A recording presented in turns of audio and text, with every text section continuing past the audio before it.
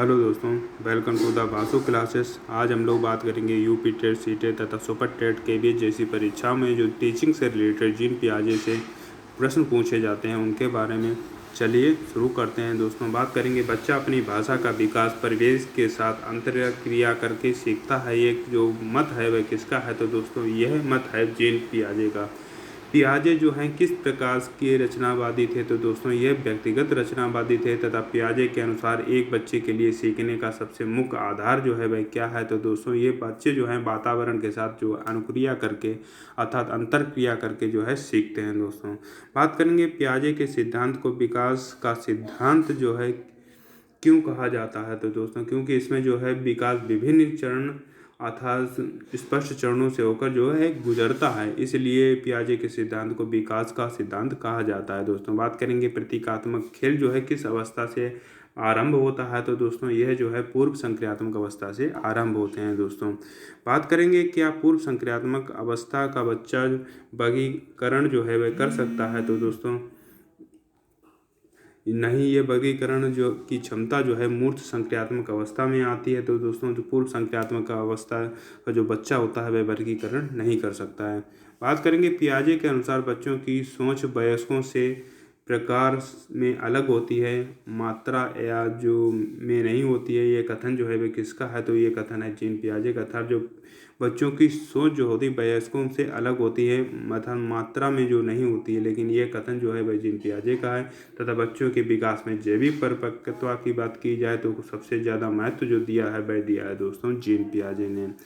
पियाजे का सिद्धांत है किन दो विषयों के समन्वय पर आधारित होता है? तो दोस्तों जीव विज्ञान और मनोविज्ञान पर यह आधारित है। तथा पूर्व संक्रियात्मक अवस्था में सकारात्मक विचार का जो है वह क्या अर्थ होता है? तो दोस्तों यह समझना कि यदि ए बड़ा है बी से और बी बड़ा है सी से तो ए बड़ा होगा सी से। यह जो है सकारात्मक विचार का अर्थ होता है दोस्तों। बात करेंगे सकारात्मक विचार जो है किस अवस्था की विशेषता है? तो दोस्तों यह जो है मूर्त संक्रियात्मक अवस्था की विशेषता है। बात करेंगे औपचारिक संक्रियात्मक अवस्था की मुख्य विशेषता जो है वह क्या है? तो दोस्तों समस्या समाधान की जो क्षमता है वह औपचारिक संक्रियात्मक अवस्था की मुख्य विशेषता है। अर्थात बच्चा जो है वह समस्या समाधान करने की उसके अंदर क्षमता का विकास हो जाता है औपचारिक संक्रियात्मक अवस्था तक दोस्तों। बात करेंगे सामाजिक संज्ञान की कमी जो है किस अवस्था में होती है? तो दोस्तों ये पूर्व संक्रियात्मक अवस्था में होती है। अर्थात बच्चा जो है अहम केंद्रवाद के कारण जो है उसके अंदर सामाजिक संज्ञान की कमी हो जाती है। अर्थात बच्चा जो उसको देखता है या महसूस करता है वह ही इस मानता है, अर्थात वह किसी और की बात को नहीं मानेगा, ना उसका सुझाव पर चलेगा। बात करेंगे पियाजे के सिद्धांत का शिक्षा जगत पर क्या प्रभाव पड़ा? तो दोस्तों शिक्षण विधियों में सक्रिय खोज को शामिल कर दिया गया। बात करेंगे एल्गोरिदम और ह्यूरिस्टिक का विकास किस अवस्था में होता है? तो दोस्तों औपचारिक संक्रियात्मक अवस्था में जो है एल्गोरिदम तथा ह्यूरिस्टिक का विकास हो जाता है। अर्थात ह्यूरिस्टिक अर्थात खोज का सिद्धांत, जो खोज विधि है वह औपचारिक संक्रियात्मक अवस्था में बच्चा खोजना आरंभ कर देता है दोस्तों। बात करेंगे पियाजे के अनुसार ज्ञान प्राप्ति का जो पहला माध्यम है वह है दोस्तों ज्ञानेंद्रियाँ। तथा जब बच्चा किसी नई समस्या का सामना करता है तो उसमें मानसिक असंतुलन पैदा होता है, तो उसे को क्या कहा जाता है? तो उसको दोस्तों संज्ञानात्मक असंतुलन कहा जाता है। पियाजे के अनुसार संज्ञानात्मक विकास की गति किस अवस्था में सबसे तेज होती है? तो दोस्तों संवेदी पेशी अवस्था में जो है उनके संज्ञानात्मक विकास की जो गति है सबसे तेज होती है। बात करेंगे ऑपरेशन जो है वह क्या है? तो दोस्तों पियाजे के अनुसार ऑपरेशन एक आंतरिक मानसिक क्रिया है दोस्तों। बात करेंगे पूर्व संक्रियात्मक अवस्था को पूर्व क्यों कहा जाता है? तो दोस्तों इस अवस्था में मानसिक क्रियाओं पर जो है कोई तर्क नहीं होता है, अर्थात ये क्रिया से पहले का जो समय होता है यह पूर्व संक्रियात्मक अवस्था को इसलिए पूर्व कहा जाता है दोस्तों। बात करेंगे पियाजे के संज्ञानात्मक सिद्धांत के अनुसार विकास की प्रक्रिया क्या है? तो दोस्तों विकास जो है असतत होती है, अर्थात क्योंकि यह चरणों में होती है। बात करेंगे जीन पियाजे ने अपना संज्ञानात्मक विकास का सिद्धांत जो है वह कब दिया था? दोस्तों इन्होंने दिया था 1936 में था। पियाजे का स्कीमा वर्तमान में किस तकनीक शब्द के समान माना जाता है? तो दोस्तों कंप्यूटर के डेटा स्ट्रक्चर या फ्रेमवर्क के समान जो है इनका स्कीमा माना जाता है दोस्तों। बात करेंगे पियाजे का मानना था कि बच्चों के विचार बड़े होते हैं तो विकसित होते हैं, इस बात को किस रूप में जाना जाता है? तो इसको संज्ञानात्मक चरण के रूप में माना जाता है। अर्थात जो पियाजे का मानना, बच्चे के जब विचार बड़े होंगे तो विकसित होंगे तो इसको संज्ञानात्मक ज्ञानात्मक चरण के अंतर्गत माना जाता है। दोस्तों बात करेंगे औपचारिक संक्रियात्मक अवस्था में क्या बच्चे अमूर्त नियमों का निर्माण कर सकते हैं? तो दोस्तों हाँ, वे स्वयं को नियम और सिद्धांत बना सकते हैं।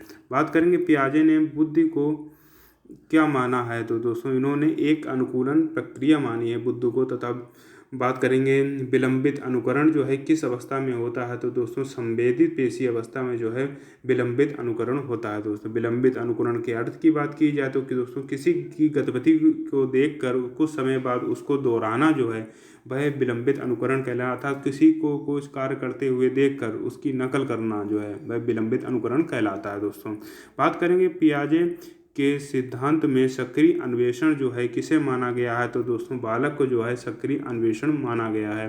बात करेंगे पूर्व संक्रियात्मक अवस्था में भाषा का जो विकास है वह कैसा होता है? तो भाषा का विकास तेजी से होता है, लेकिन जो विचार जो होते हैं वह अहम केंद्रित होते हैं। अर्थात स्वयं जो कुछ करता देखता है वही उसके विचार उसी के अनुसार होंगे, अर्थात वह किसी और के विचार को नहीं मानता है। बात करेंगे पियाजे के अनुसार खेल के माध्यम से बच्चे क्या सीखते हैं? तो दोस्तों सामाजिक नियम और वस्तुओं के जो गुण होते हैं उनको सीखते हैं। बात करेंगे पूर्व संक्रियात्मक अवस्था में बालक के तर्क का आधार क्या होता है? तो दोस्तों सामने जो मौजूद अर्थात मूर्त वस्तुएं होती हैं वे ही उनका तर्क का आधार होती है। तथा बात करेंगे क्या औपचारिक संक्रियात्मक अवस्था के लिए स्कूली शिक्षा आवश्यक है? तो दोस्तों ऐसा जरूरी नहीं है, यह एक स्वाभाविक मानसिक परिपक्वता का जो परिणाम है वह है। दोस्तों बात करेंगे जीन पियाजे द्वारा स्थापित संस्था के नाम के बारे में बात करेंगे तो वह है international centre for genetic epistemology. दोस्तों बात करेंगे पियाजे की दृष्टि में एपिस्टेमोलॉजी जो है वह क्या है? तो दोस्तों यह जो है वह ज्ञान का सिद्धांत है। पियाजे के अनुसार सीखने का जो अंतिम लक्ष्य है वह क्या है? तो दोस्तों स्कीमा के जो बीच में जो है संतुलन बनाकर रखना जो है सीखने का अंतिम लक्ष्य होता है। तथा खोज आधारित शिक्षा की वकालत जो की थी वह की थी दोस्तों जीन पियाजे ने। पियाजे के सिद्धांत में मेटा कॉग्निशन जो है वह उसका विकास किस अवस्था में होता है? तो दोस्तों उसका विकास जो है औपचारिक संक्रियात्मक अवस्था में होता है। तथा मेटा कॉग्निशन जो है वह क्या है? तो दोस्तों अपने ही विचारों और सोचने के तरीकों के बारे में जो सोचना ही वह मेटा कॉग्निशन कहलाता है। दोस्तों बात करेंगे पियाजे के अनुसार बच्चों में त्रुटियां जो हैं वह क्या दर्शाती हैं? तो दोस्तों त्रुटियां यह दर्शाती हैं कि बच्चा सीखने का प्रयास कर रहा है और उसकी सोच जो है वह वयस्कों से जो है अलग है। पूर्व संक्रियात्मक अवस्था में बच्चों की जो सोच में क्या उनसी कमी होती है? तो दोस्तों उनमें जो है पलटावी की कमी होती है। अच्छा बच्चा जो है वह पलटावी का गुण उनके अंदर नहीं आता है। दोस्तों बात करेंगे पियाजे के अनुसार एक शिक्षक की भूमिका क्या होनी चाहिए? तो दोस्तों एक सुविधादाता और मार्गदर्शक की भूमिका जो होनी चाहिए शिक्षक के अंदर। दोस्तों बात करेंगे क्या पियाजे ने अपने सिद्धांत में भाषा को विकास का मुख्य कारक माना है? तो दोस्तों उन्होंने भाषा को अन्य संज्ञानात्मक कौशलों के समान माना है। पहले विचार आते हैं उसके बाद जो है भाषा आती है। बात करेंगे आंतरिक भाषा की अवधारणा पियाजे के अनुसार क्या है? तो दोस्तों पियाजे इसे मानते हैं कि अहम केंद्रित होने का प्रतीक मानते हैं, अर्थात जो आंतरिक भाषा है उसे अहम केंद्रित जो है बच्चा उसकी होने का प्रतीक मानते हैं। बात करेंगे पियाजे के संज्ञानात्मक विकास सिद्धांत की जो शुरुआत होती है वह होती है दोस्तों जन्म के समय।